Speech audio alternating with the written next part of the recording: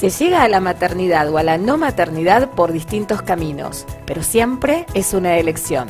Tener o no tener hijos, entre los sentimientos propios y los mandatos sociales. Mujeres, hombres, parejas que hacen hasta lo imposible para tener hijos y aquellos que prefieren no tenerlos. Hoy hablaremos de salud reproductiva pública. Bienvenidos a ¿Y ustedes para cuándo?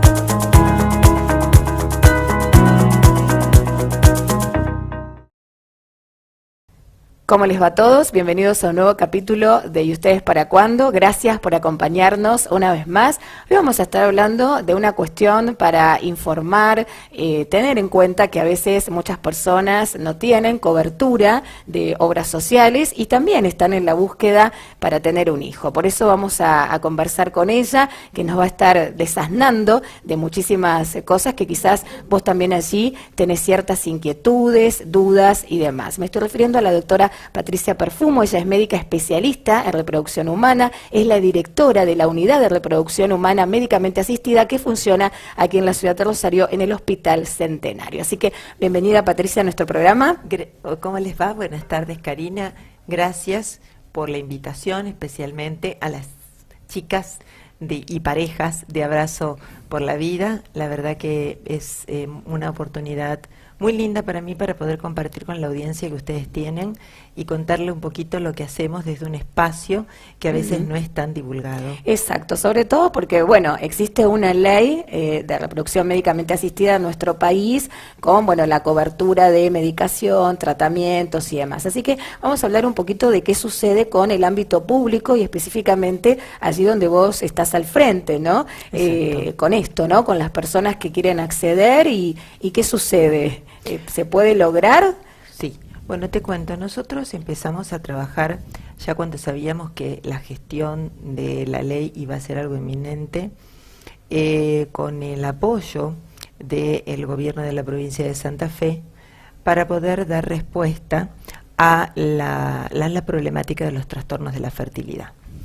En realidad, esto se gesta en la Cátedra de Ginecología de la Universidad Nacional de Rosario. Todavía no existía la unidad. Nosotros siempre trabajamos con parejas con trastornos de la fertilidad. Y con el advenimiento de la ley se dio la oportunidad de lograr un equipamiento para poder empezar a aplicar técnicas de reproducción asistida. Eso generó que se formara esta unidad y la unidad ya se desvinculara un poquito de la cátedra, si bien tenemos un espacio en común en cuanto a los trabajos de investigación, en cuanto a la docencia, pero sí para dar respuesta a través de la obligación que tiene el Estado de los trastornos de fertilidad. Y así surge la unidad con un laboratorio equipado para hacer tanto diagnóstico como tratamientos de baja complejidad. Por supuesto que eso no es suficiente porque frente a la problemática de pacientes con determinadas patologías, la indicación de la alta complejidad, independiente que la ley dice que todas las parejas deben que acceder por 3 tratamientos de baja, a veces realmente no puede uno hacer ese tratamiento, necesita empezar con otra complejidad. Así surge de un programa desde Nación, donde la idea es generar centros de alta complejidad, pero a lo largo del país. Y entonces nosotros quedamos en relación con Córdoba.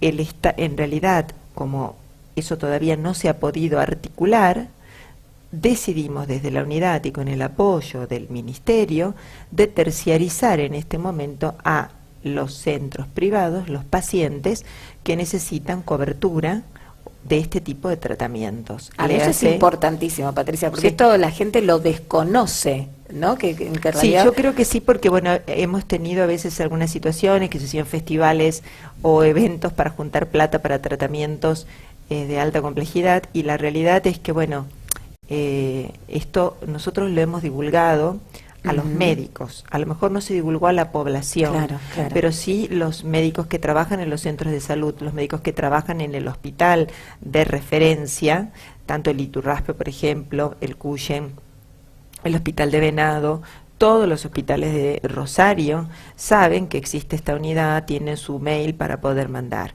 El formato para acceder, en general nosotros le proponemos a la pareja que consulte al centro de salud o al hospital más cercano, donde el médico lo aborde y haga un resumen de su historia clínica y nos manda un mail. Pide el turno, ya enfocándonos ya sobre... agilizando, agilizando. Claro. Entonces nosotros, todos los días...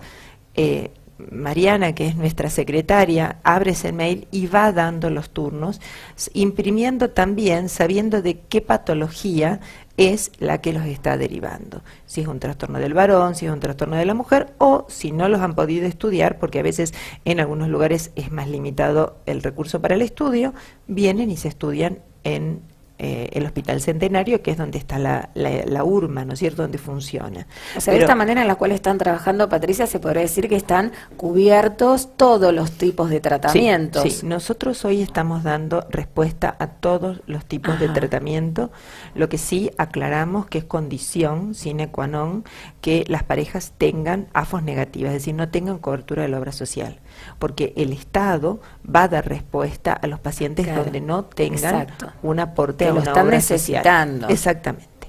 La medicación, básicamente, en principio la compraba Provincia de Santa Fe, hoy se hizo un acuerdo que la provee Nación, entonces concretamente las gonadotrofinas las envía Nación, y nosotros estamos comprando hoy para la alta complejidad, me refiero a nosotros a Provincia de Santa Fe, los antagonistas, para tener toda la medicación que se necesite, poder hacer una estimulación ovárica controlada, como cualquier otra parte del mundo. Bien, Patricia, y bueno, en esto que vos estás comentando, ¿no?, de poder generar algunas acciones para agilizar, ¿no?, porque uno lo primero que puede llegar a pensar y, pero claro, seguramente iré a una lista de espera y hasta que nos convoquen. ¿Cómo se maneja eso? Nosotros sí somos rigurosos en que el paciente complete todos los estudios y que las partes concurran, es decir, que venga tanto el hombre como la mujer. En el equipo tenemos un urólogo que examina al varón, con lo cual también no somos solo ginecólogos, tenemos 3 ginecólogos, un urólogo. Tenemos una licenciada en nutrición también cuando tenemos que dar asesoramiento para bajar de peso o controlar las patologías metabólicas que muchas veces afectan la fertilidad. Y eso entonces lo que notamos es que es muy bueno porque también el varón muchas veces hasta no tiene acceso o no se le ocurre ir a hacer un control urológico, entonces podemos hacer el diagnóstico está temprano de algunas patologías. Todos los varones arriba de los 40 años se les indica antígeno prostático. Y después la opción también de que tengan cierta intimidad para poder hablar sobre algunos trastornos de eyaculación y demás con el urólogo. Así que ese es un espacio también muy importante generado en la salud pública, donde a veces esos espacios de intimidad, digamos, que aportan a tener una buena relación sexual, a lograr el embarazo, también han sido creados a través de estas consultas. O sea que es todo un equipo interdisciplinario el que está también ahí trabajando. Es un equipo interdisciplinario, tenemos un especialista también en la parte de endoscopía que nos hace las laparoscopías. Ahora nos ha donado a la Fundación de Medicina un histeroscopio para poder hacer las histeroscopías, resecar pólipos, miomas submucosos. Eso ha sido justamente en el mes de mayo. Y de a poquito también, si bien en este momento estamos usando un ecógrafo para los monitoreos, que es el del hospital, tenemos solicitado a Nación que nos den un ecógrafo para la propia unidad. Entonces vamos a lo largo de la historia articulando a través de esta gestión para poder dar acceso con igualdad. Exacto, si bien bueno hay que seguir creciendo en el ámbito de la infraestructura y demás, bueno, ven de qué manera se puede salvaguardar esa situación y bueno, derivar a algún otro... Y si por alguna cuestión en algún momento hay algún estudio especial o por X causa que no se pueda ejecutar, lo que se hace es una orden y se tramite compra y se tramita el estudio en la institución que sea necesario. Entonces a veces las demoras son administrativas, pero se van resolviendo, se van avanzando y se va dando una respuesta. Es decir, se trabaja con una gestión continua para que todos los pacientes puedan realmente hacer el tratamiento que tengan indicado. Bien, Patricia, sabemos que en este camino, bueno, que a veces hay que aceptar el no éxito, ¿no? De muchos tratamientos. Entonces, ¿qué sucede cuando una pareja, bueno, allí accede, ¿no? Desde la parte pública a poder llevar adelante uno no exitoso?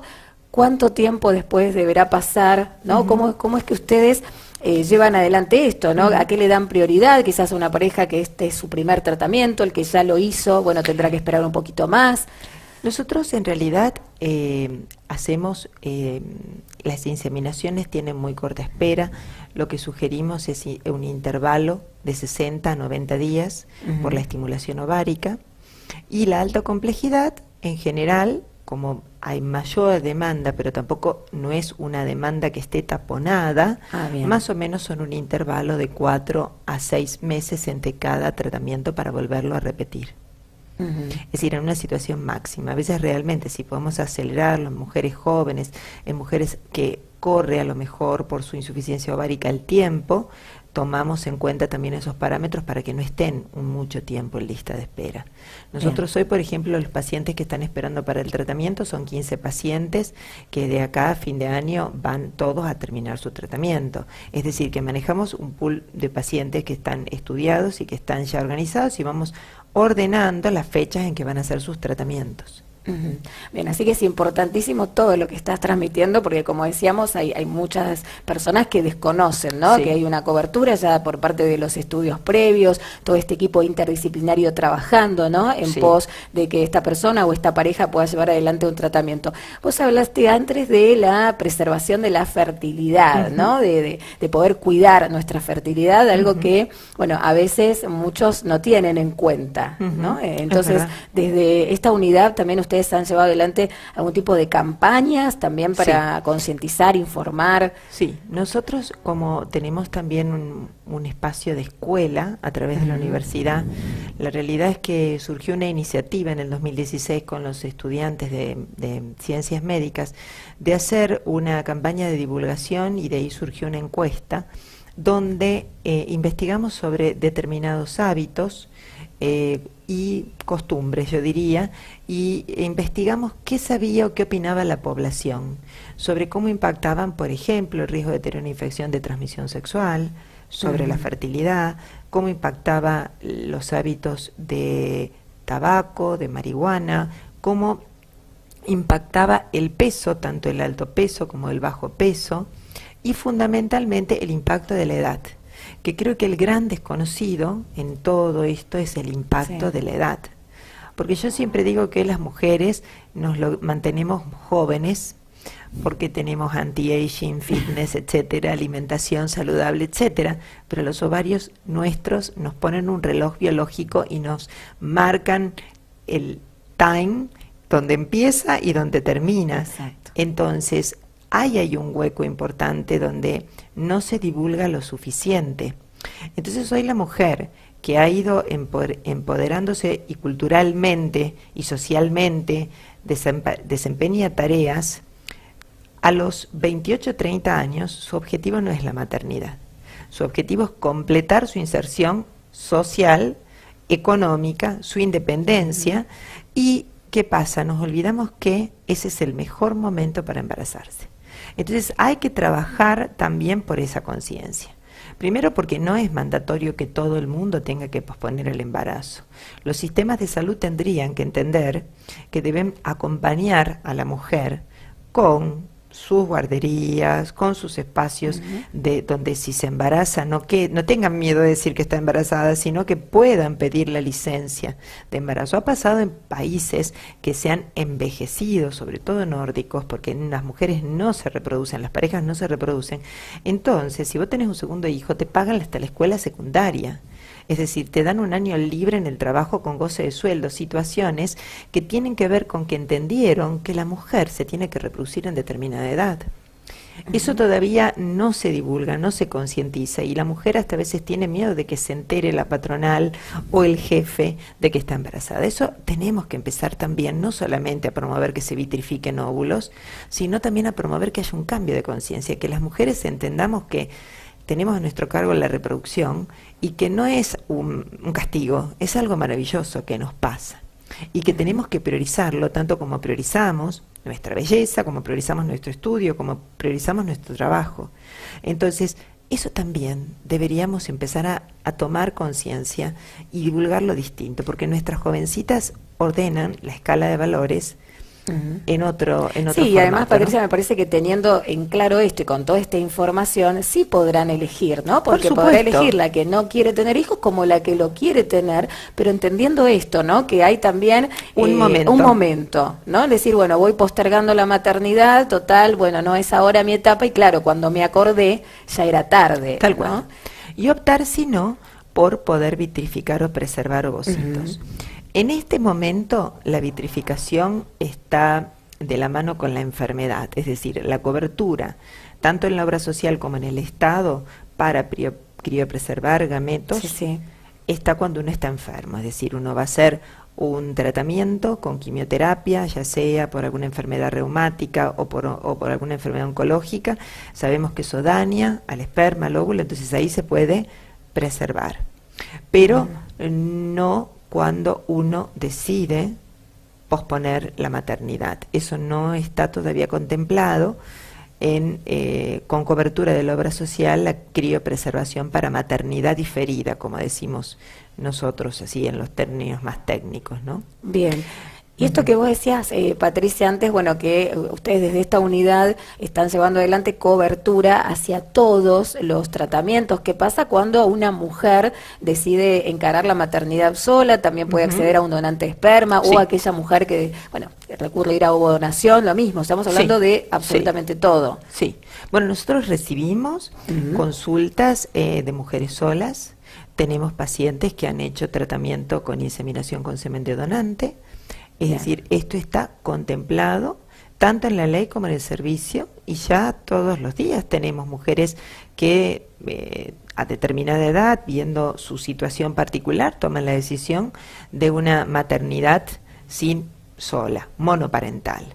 No tenemos posibilidad todavía de dar respuesta al varón solo, porque la realidad es que la subarración uterina no está legislada. Exacto. Y entonces ahí tenemos un vacío, que será algo que no va a demorar mucho tiempo, a mi opinión, porque sí, tanto desde la sociedad, desde SAMER, que es la Sociedad de Medicina Reproductiva de Argentina, y en otras partes del mundo, sabemos que esto ya está articulándose y dándose respuestas para la subrogación uterina. Pero eso, la realidad es que todavía no podemos dar una respuesta articulada. Sí a la maternidad monoparental cuando es la mujer que viene y que necesita un semen de donante, porque nosotros Bien. compramos muestras de semen de donante. Bien, importantísimo todo lo que estás transmitiendo, Sí, porque eso lo hicimos desde el momento A, Claro. desde el momento A, porque entendíamos que algunas patologías, cuando el varón no tiene posibilidad de recuperar espermatozoides, se necesitan muestras de donante, y también cuando se da esta otra situación de la monoparentalidad, es decir, la mujer que viene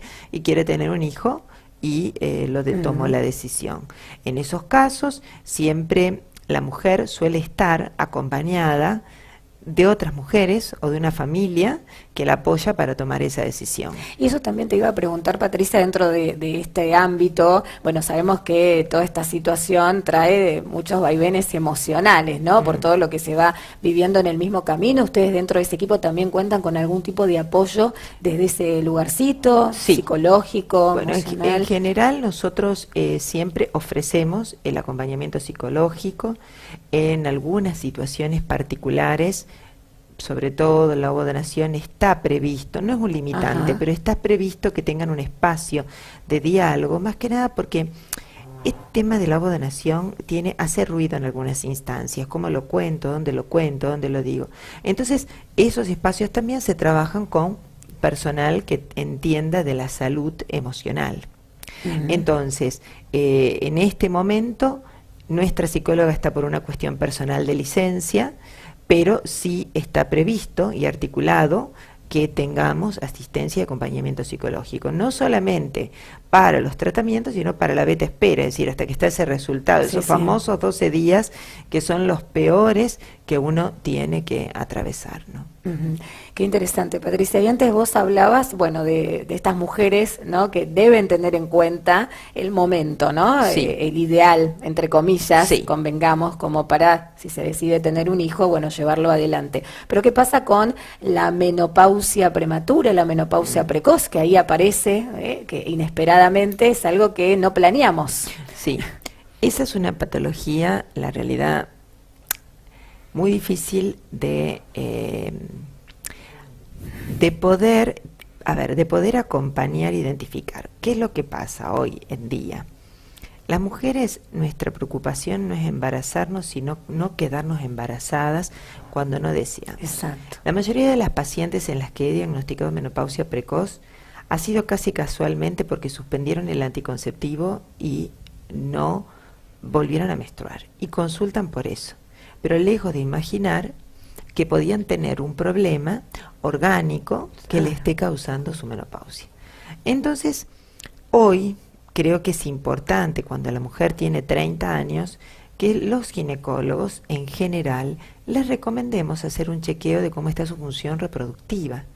No lo voy a decir a los 18, pero sí a los 30, porque realmente las pacientes que yo he tenido que ir directamente a ovodonación, que no tuvimos opción, venían tomando anticonceptivos y como menstruan regularmente, pasa inadvertido. Suspenden el anticonceptivo por X causa, porque un mes no lo pudieron comprar o porque se le olvidaron una píldora, y ahí aparece no menstruó más.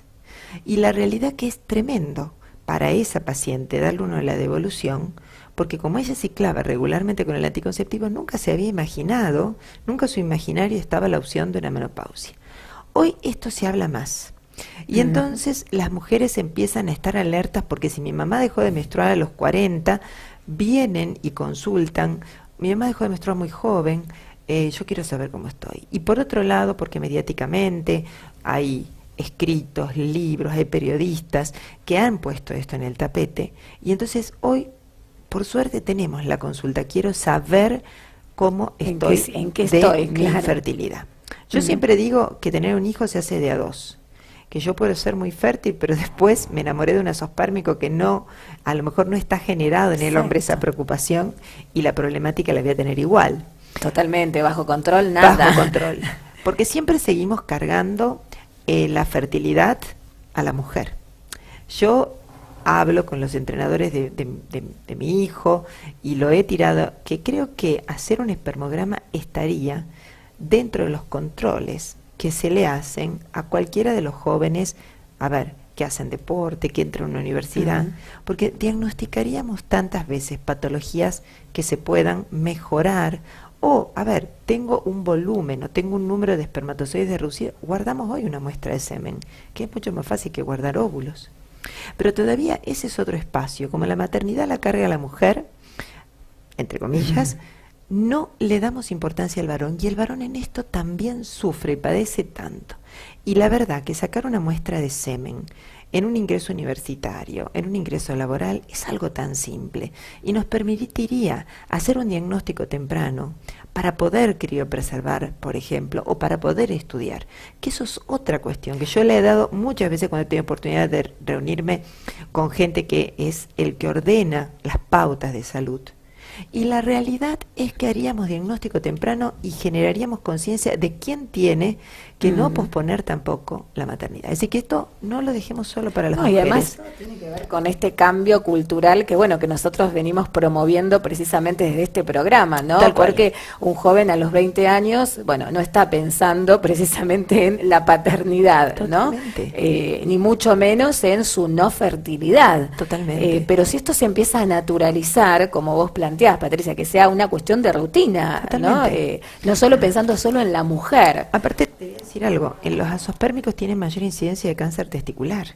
Entonces también uno identificarlo hasta es prevenir de alguna manera, porque esa persona se va a hacer un control urológico o detectar la aparición temprana de un tumor testicular. Entonces hay muchas cuestiones, la medicina reproductiva en realidad hoy empieza a estar en el tapete, en la discusión, pero hay muchas cuestiones donde, vos fíjate, todavía no está reconocida por el Ministerio la especialidad de medicina reproductiva. Es decir, está reconocido el neumonólogo, está reconocido el ginecólogo, pero no está reconocido la especialidad de medicina reproductiva, y que no deja de ser tan importante. Bien, Patricia, la verdad que por demás interesante todos los conceptos que estás transmitiendo y que, bueno, estamos llevando a nuestro público, ¿no? Informando acerca de todo lo que tiene que ver no solo con aquellas personas que acceden al ámbito público al momento de tener que buscar un hijo y tener que hacerlo a través de una técnica de reproducción humana, sino también, bueno, todas estas cuestiones que son importantísimas, ¿no? Para difundir y para tener en cuenta, ¿no? Y que muchas veces no es lo habitual escuchar. Claro, aceptar el diagnóstico en un primer momento, ¿no? Ya sea por parte de uno de los integrantes de la pareja, es bastante difícil, no es imposible, pero viene toda una etapa luego de aceptación de esto que nadie espera. ¿Qué es lo que ustedes allí perciben entre, bueno, aquellas personas que están hoy por hoy siendo pacientes de un lugar público, con aquellos que quizás tienen la oportunidad de ir a un lugar privado, ¿no? El impacto de recibir la noticia no esperable. Mira, yo creo que en la noticia no hay diferencia en el lugar. Es decir, las cosas que son difíciles para aceptar son difíciles en el ámbito público, privado, con mucha obra social o con poca obra social, porque la realidad es que en los sentimientos y en la enfermedad nos igualamos. Es decir, ahí no hay una prepaga o que nos diferencie. La realidad es que nosotros particularmente siempre tratamos de dar la noticia de una manera que no se oculte la realidad, pero empezando a ver las puertas de salida que uno tiene ante esas opciones, porque hoy es muy pocas las parejas que no pueden llegar a concebir. Lo que a veces hay que acompañar a esa noticia, cambios culturales que, yo siempre digo, si a vos lo primero que haces cuando nacés es darte una muñeca y después un biberón, cuando vos le decís a una paciente que no ovula o que no tiene óvulos propios, es como que las estás destruyendo, porque su feminidad se construyó de la mano desde la muñeca, como el hijo. No sé qué va a pasar con esta generación, porque la realidad es que lo primero que tienen en la mano es un celular de juguete, pero por lo menos hoy tenemos esta perspectiva. Hoy las pacientes que nos consultan con 30 años les daban la muñeca. Entonces, a ver, eso hay que empezar a trabajar desde qué es un hijo. Y si vos me permitís, yo quiero hacer una reflexión desde la concepción, que es una reflexión filosófica. La concepción está mucho más allá de la relación sexual, está mucho más allá de la gameta, óvulo y esperma. La concepción está en el deseo. Una pareja empieza a concebir cuando empieza a desear ese hijo, cuando empieza a querer ya dejar de ser pareja para construir una familia. Y yo hay dos temas que siempre trato de trabajar: el deseo del hijo, y que el deseo del hijo nos tiene que poner en perspectiva que esa gameta, si yo no la tengo y alguien me la tiene que donar, mi deseo lo va a transformar en mi hijo. Entonces, ¿desde dónde se concibe? Desde el deseo que quiero tener un hijo. La misma problemática la trasladamos a aquel hijo que no es deseado. Totalmente. Y por otro lado, tenemos que acompañar a estas parejas con total naturalidad. Tenemos que reivindicar el espacio del donante, no que se involucre afectivamente, pero que sepa que su donación en forma altruista está ayudando a lograr el sueño de muchísimas parejas. Esos son espacios que hay que trabajar, que hay que reivindicar. Y otro espacio que ya la pareja en tratamiento, yo siempre les digo, hay que generar, es el sentimiento de gestar. Porque lamentablemente a veces me pasa que en el consultorio vienen las parejas que quieren tener un hijo y en la consulta, por toda la frustración y el dolor que tienen, siento, esta es mi percepción, como que si yo tuviera una maquinita de hacer hijos. Y entonces vienen a ver, doctores, porque fracasé en tal lugar y usted qué propuesta, qué porcentaje me ofrece. Entonces, está bien, todo eso yo te lo voy a aclarar y está bueno, pero ir a buscar un embarazo tiene que cubrirnos de esta sensación de gestar, de esta sensación de que yo voy a estar no solamente hacia afuera en la lucha, sino hacia adentro, introspectivamente, para poder lograr prepararme en una condición psíquica y física totalmente diferente para embarazarme. Excelente tu mensaje, Patricia, la verdad que es súper clarificador y sobre todo, bueno, con esto, ¿no? De tener realmente el deseo de tener un hijo, si es que, bueno, así se lo quiere y entendiendo todo lo que esto también va a traer como consecuencia, ¿no? Con todas estas cuestiones que se atraviesan y que es posible para aquellos que tienen este objetivo, ¿no? En su vida. Así que un placer que hayas estado hoy en el programa. Gracias a ustedes. Un gusto y bueno, te vamos a convocar nuevamente porque quedaron muchísimas cuestiones más para seguir desarrollando, más allá de que hoy dieras así como un pantallazo general en muchas temáticas. Bueno, hay que ampliar muchas de ellas para seguir, ¿no? Informando y llegando cada vez a mayor personas. Gracias a ustedes por esta oportunidad de poder divulgarlo masivamente. Yo lo hago diariamente en el consultorio porque con los pacientes trato de generar ese vínculo y de ayudarlos a tener esta frecuencia. Y ustedes me permitieron llegar a la población. Bueno, muchas gracias a vos. Estuvo con nosotros la doctora Patricia Perfumo. Bueno, nos vamos hasta el próximo capítulo, agradeciéndote como siempre a vos por estar allí acompañándonos. Acordate que podés seguirnos en todas nuestras redes sociales, podés volver a ver cada uno de los programas, también en nuestro canal de YouTube, y te invitamos a que puedas no solo compartir, difundir nuestro mensaje, sino dejar tu comentario, tu testimonio, con mucho gusto para que lo tengamos en cuenta. Será entonces hasta la próxima aquí en la Vox con más de ¿Y ustedes para cuándo?